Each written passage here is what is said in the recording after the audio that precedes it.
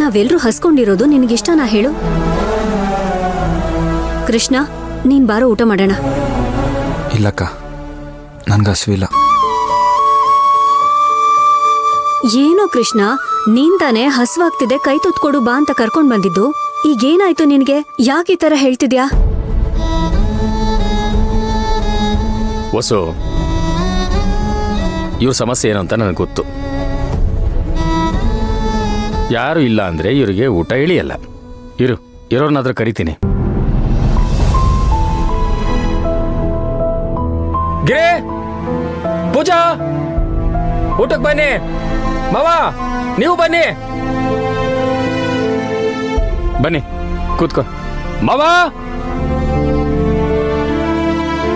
ಮಾವ, ಬನ್ನಿ.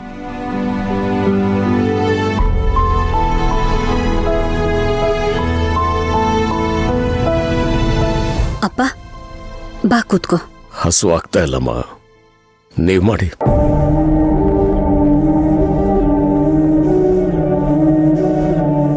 ಸರಿ ಆಯ್ತು.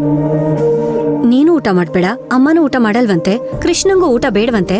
ನಾವ್ಯಾರೂ ಊಟ ಮಾಡೋದ್ ಬೇಡ, ಸರಿನಾ? ನಾವ್ಯಾರು ಊಟ ಮಾಡದೆ ಹಸ್ಕೊಂಡಿದ್ರೆ ಆ ಸಮಸ್ಯೆಗೆ ಪರಿಹಾರ ಸಿಗುತ್ತೆ ಅನ್ನೋದಾದ್ರೆ ಸರಿ ಆಯ್ತು, ಹಾಗೆ ಮಾಡೋಣ.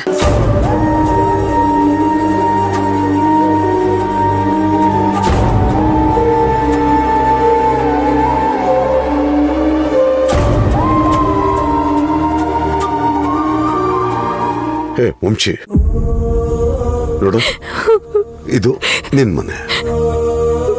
ಏನೇ ಸಮಸ್ಯೆ ಬರಲಿ, ದೊರೆಸ್ವಾಮಿ ಮಗಳು ನೀನು ಎದುರಿಸ್ಬೇಕು. ಅಲ್ಲಪ್ಪ, ನೀನ್ ಪ್ರೀತಿ ಮಾಡೋ ಅಪ್ಪ ನಾನೇ ತಪ್ಪು ಮಾಡಿದ್ರೆ ಇದು ತಪ್ಪು ಅಂತ ಹೇಳ್ತಿದ್ದೆ ಗಟ್ಟಿಯಾಗಿ. ಇವಾಗ ಯಾಕೆ ಹೇಳಕ್ಕಾಗ್ತಿಲ್ಲ ನಿನ್ ಕೈಲಿ?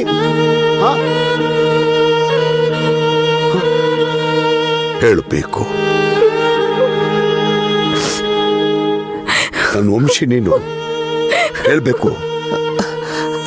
ಈ ವಂಶಿ, ನೀನ್ ಆಸೆ ಪಡ್ತಿದ್ದ ಹಾಗೆ ನಿನ್ಗೆ ಕೂಡ್ ಕುಟುಂಬ ಸಿಕ್ಕಿದೆ. ನಮ್ಗಿಂತ ಹೆಚ್ಚಾಗಿ ನೋಡ್ಕೊಳ್ಳೋ ಅತ್ತೆ ಮಾವ ಸಿಕ್ಕಿದ್ದಾರೆ. ನೀನ್ ಪ್ರೀತಿಸಿರೋ ಗಂಡ ಸಿಕ್ಕಿದಾನೆ. ಇನ್ನೇನೇ ಬೇಕು ನಿನ್ಗೆ? ಯಾಕೆ ಕಣ್ಣೀರ್ ಹಾಕ್ತಿದ್ಯಾ? ಆದ್ರೆ ನಾನು ಏನಮ್ಮ ತಪ್ಪು ಮಾಡಿದ್ದೀನಿ? ಇಲ್ಲಿ ಏನಾಗ್ತಿದೆ ಅಂತ ನೀವೇ ನೋಡ್ತಿದ್ದೀರ ಅಲ್ವಾ? ಅಯ್ಯೋ ಹುಚ್ಚುಡ್ಗಿ, ಇದ್ರಲ್ಲಿ ನಿನ್ ತಪ್ಪೇನೂ ಇಲ್ಲಮ್ಮ. ಇವಾಗ ಸಮಯ ಸರಿ ಇಲ್ಲ ಅಷ್ಟೇ, ಎಲ್ಲ ಸರಿ ಹೋಗುತ್ತೆ. ಕೆಲವೊಂದ್ಸಲ ಹಾಗೇನೆ ನಾವೇನೋ ಅನ್ಕೋತೀವಿ, ಏನೋ ಆಗ್ಬಿಡುತ್ತೆ. ಇದಕ್ಕೆಲ್ಲ ನೀನು ಚಿಂತೆ ಪಡಬಾರ್ದು, ಧೈರ್ಯವಾಗಿರ್ಬೇಕು.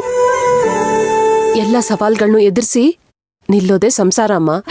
ಆದ್ರೆ ನನಗಿವಾಗ ಏನ್ ಮಾಡ್ಬೇಕು ಅಂತಾನೆ ಗೊತ್ತಾಗ್ತಿಲ್ಲ ಅಮ್ಮ.